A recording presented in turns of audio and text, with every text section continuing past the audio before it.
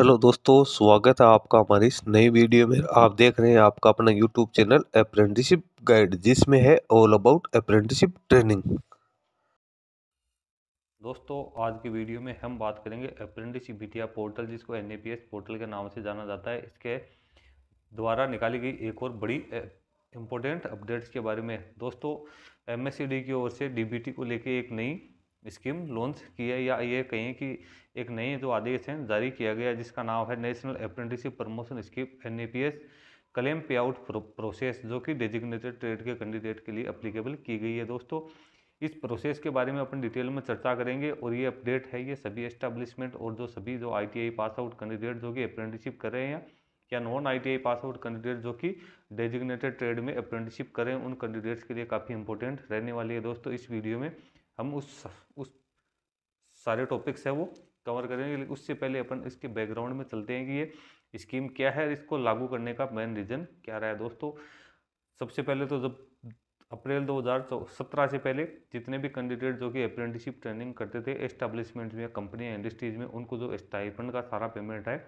वो एस्टैब्लिशमेंट ही पेड करती थी। लेकिन उस समय जो एस्टैब्लिशमेंट में जो अप्रेंटिसशिप रखे जाते थे उनकी संख्या काफ़ी कम थी, और देश भर में अप्रेंटिस की संख्या काफ़ी कम थी, और जो टेक्निकल कोर्स करने वाले कैंडिडेट उनकी संख्या बढ़ गई थी। तो इसी चीज़ को ध्यान में रखते हुए गवर्नमेंट ऑफ इंडिया ने अप्रेंटिसशिप को बढ़ावा देने के लिए और स्किल डेवलपमेंट जो प्रोजेक्ट चल रहा है, जो मिशन चल रहा है, उसकी सक्सेस के लिए ये सभी एस्टेब्लिशमेंट भी ये अनिवार्य रूप से लागू किया गया है। जो अप्रेंटिसशिप की संख्या है उसको बढ़ाई जाए, लेकिन अप्रेंटिसशिप की संख्या बढ़ाने से जो एस्टेब्लिशमेंट जो कंपनी थे उनके ऊपर जो फाइनेंशियल बर्डन है, आर्थिक भार, वो ज़्यादा गिरने की संभावना थी। तो इस चीज़ को देखते हुए गवर्नमेंट ऑफ इंडिया ने मिनिस्ट्री ऑफ एंटरप्रेन्योरशिप और स्किल डेवलपमेंट ने एक नई स्कीम लॉन्च की, जिसके तहत ये कहा गया है कि जो भी एस्टेब्लिशमेंट अप्रेंटिसशिप को रखेगी, उनकी कुछ अमाउंट है जो उनको पेड की जाती है हर महीने स्टाइपेंड की, उसकी कुछ अमाउंट है वो एस्टेब्लिशमेंट को रिम्बर्समेंट के तौर पे दी जाएगी। जिस इसका जो क्राइटेरिया रखा गया था वो रखा गया था कि जो मैक्सिमम 25% या 1500 रुपये, जो भी कम हो, वो कैंडिडेट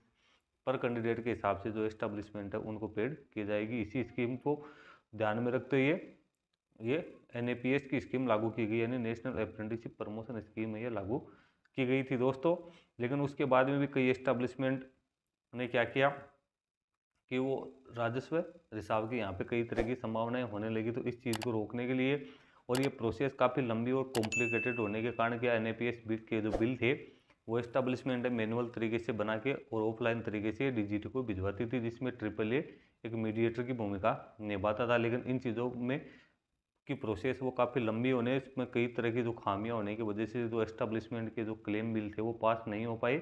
इस वजह से एस्टेब्लिशमेंट ने अप्रेंटिसशिप कार्यक्रम में रुचि लेना कम कर दिया। तो इस चीज़ की समस्या से निपटने के लिए, और गवर्नमेंट को ऐसा लगे कि एस्टेब्लिशमेंट है इसमें फर्जीवाड़ा कर रही है, तो फाइनेंशियल लीकेज है उसको रोकने के लिए एक नई स्कीम लॉन्च की गई, जो कि लागू की गई थी ऑफिस मेमोरेंडम, जो कि एमएससीडी की ओर से जारी किया गया था। जुलाई 2022 से स्कीम लागू की गई, जिसका नाम रखा गया डीबीटी, यानी डायरेक्ट बेनिफिशियरी ट्रांसफर।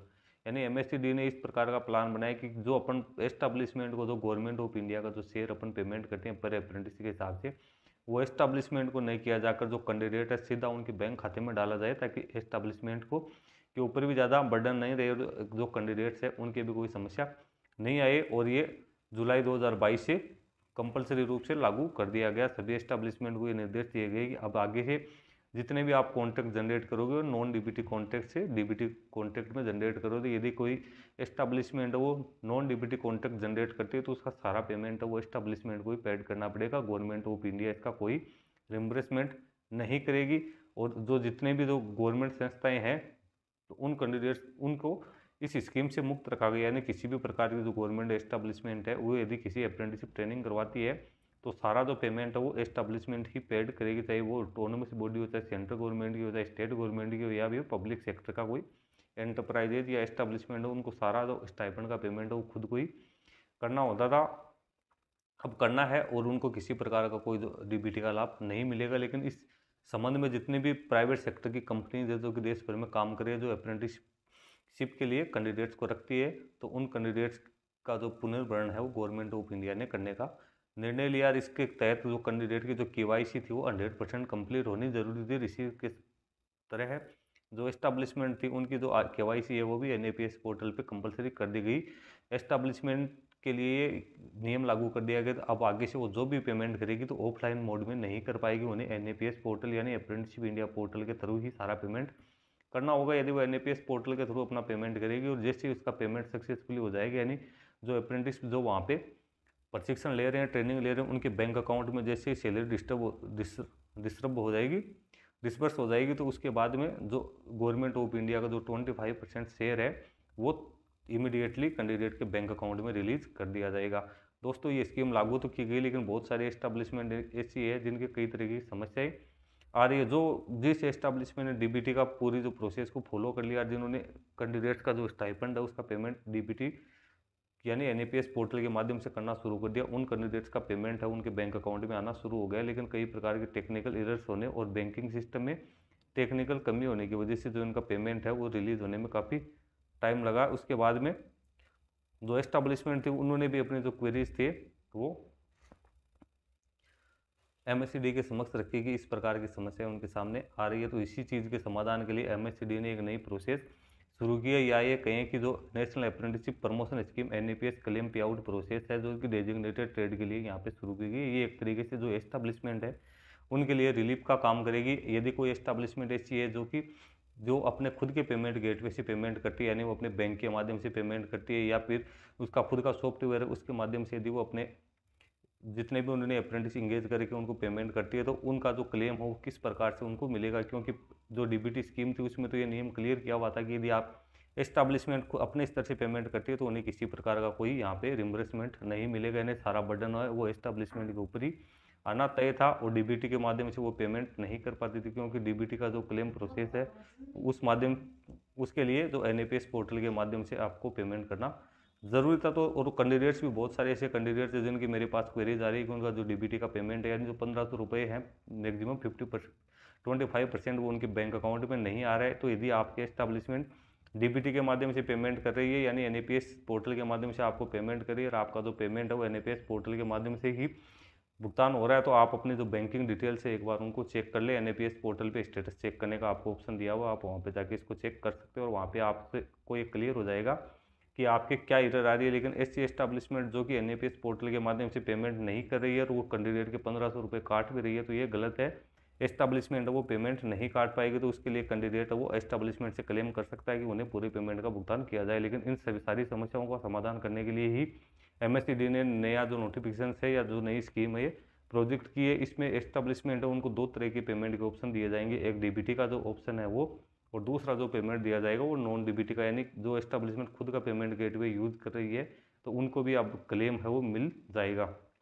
लेकिन उसके लिए उन्हें सारी प्रोसेस है वो ऑनलाइन मोड में ही करनी पड़ेगी। जो एस्टैब्लिशमेंट एनएपीएस पोर्टल के थ्रू अपना पेमेंट नहीं कर सकती है उनके लिए ये स्कीम लागू होगी। जो पहले से डीबीटी के माध्यम से एनएपीएस पोर्टल के माध्यम से पेमेंट करिए, उनको इसको फॉलो नहीं करना है। ऐसी प्राइवेट एस्टैब्लिशमेंट जो कि सारा पेमेंट खुद कर रही है और उन्हें जो रिम्बर्समेंट का पैसा नहीं मिल रहा है, तो उनके लिए ये काफ़ी इंपॉर्टेंट है। तो सारी एस्टैब्लिशमेंट इस वीडियो को ध्यानपूर्वक देखें। इस वीडियो में वो सारी प्रोसेस आपके लिए लेके आया हूँ जिससे आपकी समस्या का समाधान हो सकता है, और आपको जो क्लेम का रिम्बर्समेंट है, जो स्टाइपेंड का पेमेंट आप अप्रेंटिसशिप को कर रहे हो उसका क्लेम का रिम्बर्समेंट है वो आपको मिल सकता है। दोस्तों चलेंगे उस ऑफिशियल नोटिस के ऊपर जिसमें सारी डिटेल्स दी हुई। हालांकि नोटिफिकेशन काफ़ी लंबा दिया गया है, लेकिन इसके इंपॉर्टेंट पॉइंट्स है वो मैं आपके साथ शेयर करूंगा। इसी प्रकार से सारी एस्टैब्लिशमेंट है इसको फॉलो करें। इसके साथ ही जो आईटीआई के कैंडिडेट है जो कि अप्रेंटिसशिप कर रहे हैं उनके लिए भी काफ़ी इंपॉर्टेंट रहने वाला है, ताकि उन्हें भी पता चल सके कि उनका एस्टैब्लिशमेंट है उनको किस मोड में पेमेंट करे। कहीं ये तो नहीं है कि उनके एस्टैब्लिशमेंट है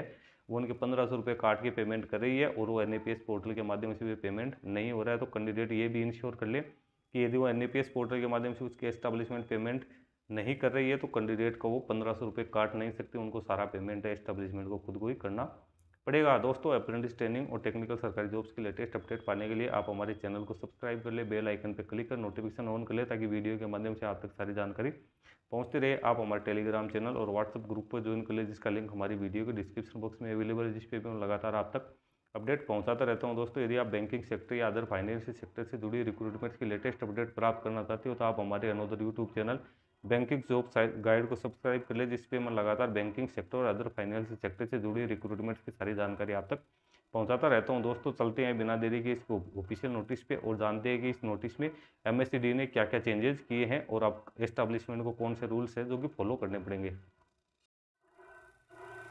दोस्तों ये वो नोटिस है जो कि MSCD की ओर से NAPS पोर्टल पे अपलोड किया गया, national apprenticeship promotion scheme NAPS claim pay out process for designated trade. There are 2 method for remitting payments to apprentice, यानी पेमेंट करने के जो अप्रेंटिसशिप को जो स्टाइपेंड का पेमेंट है वो पेमेंट करने के 2 तरीके यहाँ पे बताए गए, either directly through the apprentice portal using VAN और when the stipend has been disbursed by the establishment through its internal payment process. यानी जो मैंने आपको बताया था, या तो जो एस्टैब्लिशमेंट है वो NAPS पोर्टल के माध्यम से पेमेंट कर रही है, या जो एस्टैब्लिशमेंट इंटरनल पेमेंट प्रोसेस के माध्यम से पेमेंट करी, यानी वो NAPS पोर्टल के माध्यम से पेमेंट नहीं करी। If the establishment of to make the payment through the apprentice portal there is no requirement to upload documents and sharing sampling will not be conducted. This method offer a simpler and more user friendly process. यानी जो establishment अभी apprentice portal के माध्यम से payment कर रही है तो उन्हें किसी प्रकार के कोई डॉक्यूमेंट्स NAPS पोर्टल पे अपलोड करने की जरूरत नहीं है, ना ही उन्हें जो सैम्पलिंग है वो अपलोड करनी है। और ये प्रोसेस है वो काफ़ी इजी है और काफ़ी यूजर फ्रेंडली है। यानी एक बार आपने जैसे आपने पेमेंट कर दिया अप्रेंटिस के बैंक अकाउंट में तो 1500 रुपये ऑटोमेटिक कम हो जाएंगे। जो 1500 रुपये आपके यहाँ से कम हुए हैं वो कैंडिडेट के बैंक अकाउंट में गवर्नमेंट ऑफ इंडिया डाल देगी। इसमें फिर आगे कोई कार्रवाई करने की आपकी ज़रूरत नहीं है। सारी डिटेल्स आपके NAPS पोर्टल के डैशबोर्ड में आपको मिल जाएगी। तो जो भी एस्टैब्लिशमेंट पेमेंट करी NAPS पोर्टल के माध्यम से तो उनके कोई समस्या यहाँ पे नहीं होने वाली है, उनको ये चीज़ें फॉलो नहीं करनी है। लेकिन जो एस्टैब्लिशमेंट NAPS पोर्टल से पेमेंट नहीं कर रही है उनके लिए क्या करना है, तो आप देखो दिस स्टैंडर्ड ऑपरेटिंग प्रोसीजर, जिसको SOP के नाम से जाना जाता है, is applicable to disbursement processed by the National Skill Development Corporation NSDC under the NAPS scheme when the stipend has been disbursed by the establishment through its internal payment और process. यानी जो establishment अपने खुद के payment gateway internal payment process से payment कर रही है तो उनको अब क्या प्रोसेस फॉलो करनी है, तो उनके लिए यहाँ पे आप देख सकते हो the after the disbursement of apprenticeship stipend establishment are required to submit the claim form on a quarterly basis through their login on the apprentice portal। यानी जो पहले जिस प्रकार से 3-3 महीने से एस्टेब्लिशमेंट जो क्लेम प्रोसेस के लिए जो बिल बनाती थी तो उसी प्रकार से इनको भी अब क्लेम प्रोसेस करना ये क्वार्टरली बेसिस पे होगा, जो कि आप NAPS पोर्टल में लॉगिन करके ही कर सकते हो। लेकिन अब आप ऑफलाइन इसमें कुछ नहीं कर पाओगे, सारी प्रोसेस आपको ऑनलाइन ही करनी है। While submitting of reimbursement claim establishment need to ensure the following in apprenticeship portal to avoid any delay in processing of claims. अब उनको क्या क्या यहाँ पे इंस्ट्रक्शंस दिए हुए हैं जो कि क्लेम प्रोसेस में फिर आगे कोई दिक्कत ना हो।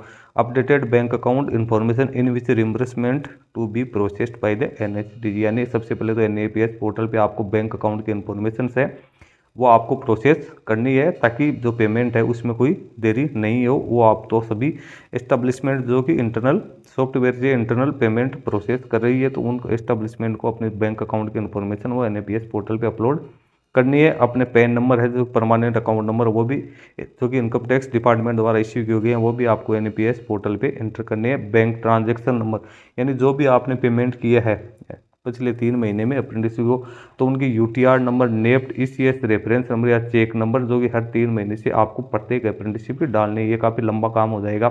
3 महीने में मान लो किसी एस्टेब्लिशमेंट ने 20 कैंडिडेट हायर कर रखे हैं और 1 महीने में वो 20 कैंडिडेट को पेमेंट करती है तो उन्हें 3 महीने में 60 बार उनको जो इनको UTR नंबर है जो ट्रांजैक्शन नंबर है वो आपको NAPS पोर्टल पे क्लेम फॉर्म भरते समय डालने पड़ेंगे। यानी सभी के बैंक स्टेटमेंट की कॉपी आपको मंगवानी पड़ेगी और जो आपके बैंक स्टेटमेंट की डिटेल है वो भी आपको वहाँ पे इकट्ठी करके और वो वहाँ पे डालनी ज़रूरी है। इसके अलावा जो सेल्फ डिक्लेरेशन का डॉक्यूमेंट है वो भी आपको डालना है जो कि आपको इसके ऑफिशियल पोर्टल पे मिल जाएगा या इसके पर आपको साइन करवाने ज़रूरी है जो कि आपके लेटर हेड के ऊपर होना ज़रूरी है या आप डिजिटल साइन करवा के भी इसको अप्रेंटिस पोर्टल पे अपलोड कर सकते हो। जितनी बार भी आप क्लेम प्रोसेस करोगे तो आपके stipend claim declaration form upload करना ज़रूरी होगा जिसका फॉर्मेट आपको NAPS पोर्टल पे देखने को मिल जाएगा।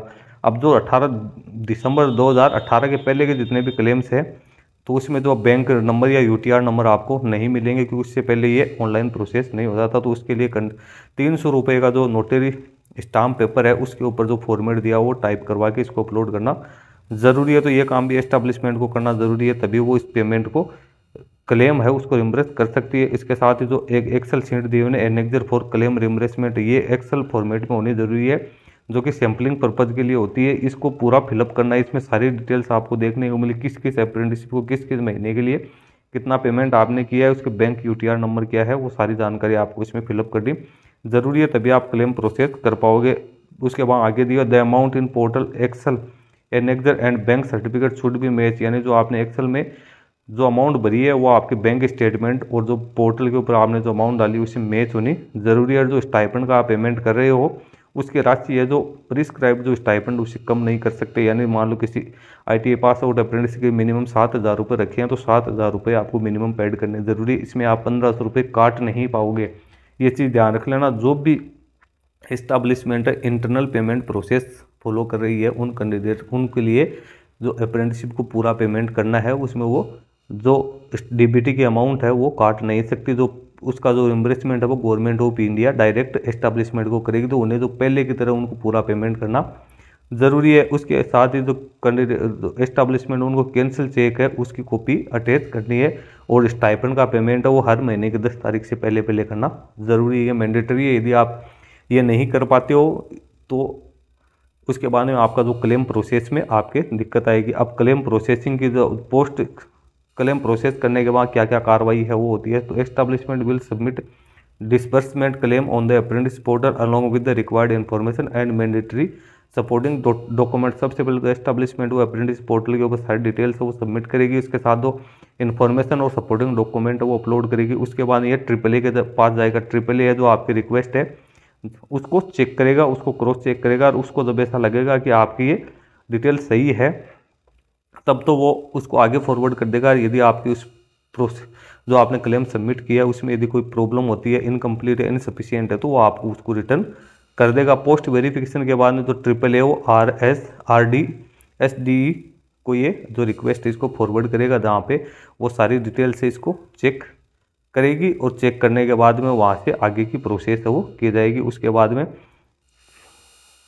जो आपने जो पेमेंट का मोड है, जो आपने डॉक्यूमेंट्स अटैच किए हैं उसके सारों की जांच होगी। उसके बाद में जो UTR नंबर आपने डाले हैं उसकी भी यहाँ पे जांच की जाएगी। इसके साथ साथ जो जितने डॉक्यूमेंट्स है वो सारे जांच करने के बाद में आपकी जो अप्लीकेशन है वो सबमिट की जाएगी। उसके बाद फाइनेंस पे आउट की सर्विस है तो वो होगी। इसमें जो क्लेम है वो AAA के द्वारा वेरीफाइड किया जाएगा, अप्रूव किया जाएगा। इसके अप्रूवल होने के बाद ये RD SCD के पास जाएगा, वहाँ से फिर वो NSDC के पास जाएगा। NSDC की ओर से जो फाइनल वेरिफिकेशन के बाद में आपका पेमेंट है वो प्रोसेस कर दिया जाएगा। अब the finance processing step include registration of establishment in app PFMS portal with KYC, यानी जो एस्टाब्लिशमेंट है उनका जो PFMS पोर्टल है उसके ऊपर भी रजिस्ट्रेशन होना जरूरी है। Validation of establishment bank account through online mode by PFMS, उसके साथ ही जो एस्टाब्लिशमेंट का वैलिडेशन भी ऑनलाइन मोड में PFMS अकाउंट पे होना जरूरी है। उसके पेमेंट के लिए आपको यहाँ पे लिंक दिया हुआ है, इसके ऊपर आप क्लिक करके अपना रजिस्ट्रेशन है वो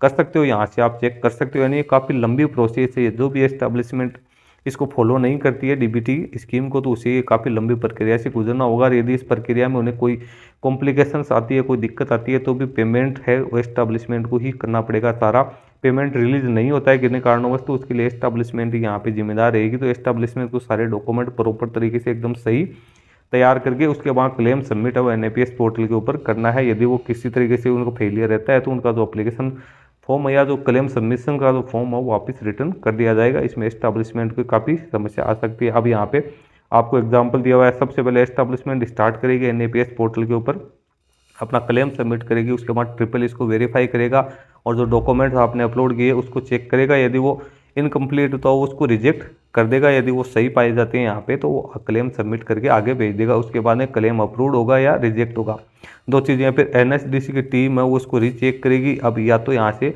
जो आपका क्लेम हो वो अप्रूव्ड हो जाएगा या रिजेक्ट हो जाएगा। रिजेक्ट हो जाएगा तो वो वापस आपके पास रिटर्न कर दिया जाएगा। यदि अप्रूव्ड होता है तो पे out process through the public financial management system, यानी जो PFMS है उसके थ्रू जो आपका पेमेंट है वो रिलीज कर दिया जाएगा। उसके ये प्रोसेस होगी। देन इसके बारे में यहाँ पे डिटेल्स में कुछ जो ऑफिस मेमोरेंडम निकले हुए हैं उसकी जानकारी दी। नीचे आपको ये प्रोसेस पूरी दी हुई है, claim and reimbursement user manual, जो कि आप यहाँ पे ये काफ़ी लंबी है, लगभग 40 से 50 पेज की है। तो आप इसमें सारी प्रोसेस दी है। जो भी एस्टाब्लिशमेंट DBT की स्कीम है उसको फॉलो नहीं करके यदि वो इंटरनल सॉफ्टवेयर के माध्यम से पेमेंट करी, यानी ऑन गेटवे के पेमेंट के माध्यम से पेमेंट कर रही है स्टाइपेंड का, तो वो ये सारी स्कीम फॉलो कर ले। इसमें जो जितने भी बिंदु आपको दिए हैं उन सारों को फॉलो करते हैं क्लेम सबमिशन करना है, तभी उनको क्लेम है वो मिल पाएगा, रिम्बर्समेंट मिल पाएगा। यदि वो डीबीटी के माध्यम से पेमेंट करती है तो फिर उनका कोई इश्यू नहीं, उनका जो क्लेम प्रोसेसिंग वो तुरंत हो जाएगा और उन्हें जो फाइनेंशियल बर्डन है उससे भी नहीं गुजरना पड़ेगा। इसी प्रकार से जो अप्रेंटिसशिप है उनके भी फायदा होता है।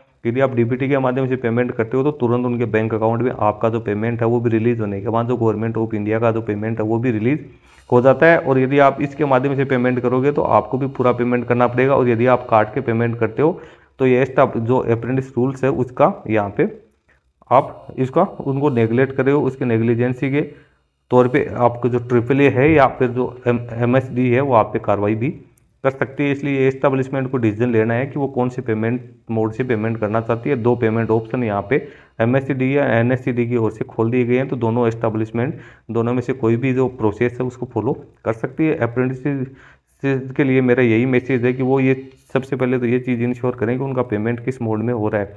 यदि डीबीटी के थ्रू पेमेंट हो रहा है तो उनको जो क्लेम की अमाउंट है वो तुरंत पेमेंट होने के बाद मिल जाएगी। यदि वो इंटरनल सोर्स या एस्टेब्लिशमेंट अपने खुद के पोर्टल से पेमेंट कर रही है या किसी सॉफ्टवेयर या बैंक के माध्यम से कर रही है तो वो आपका पेमेंट काट के नहीं कर सकती, उनको पूरा पेमेंट करना होगा। यदि वो काट के पेमेंट करती है तो ये गलत होगी, क्योंकि उनको जो रिम्बर्समेंट देगी वो government of India NSCD online mode में करेगी। दोस्तों इसका लिंक मैं अपने वीडियो के डिस्क्रिप्शन बॉक्स में डाल दूंगा, जहाँ से आप इसको डाउनलोड करके इसको चेक कर सकते हो। बाकी सारी जानकारी के लिए आप इसके ऑफिशियल वेबसाइट का विजिट कर सकते हो। नोटिफिकेशन को एक बार केयरफुली रीड कर ले ताकि आपके सारी चीज़ें क्लियर हो जाए। दोस्तों एक इंपॉर्टेंट अपडेट थी जो मैंने जिसके लिए मैंने वीडियो बनाया सभी एस्टेब्लिशमेंट और सभी कैंडिडेट्स के लिए। कोई क्वेरी हो कमेंट करके बताना। धन्यवाद दोस्तों।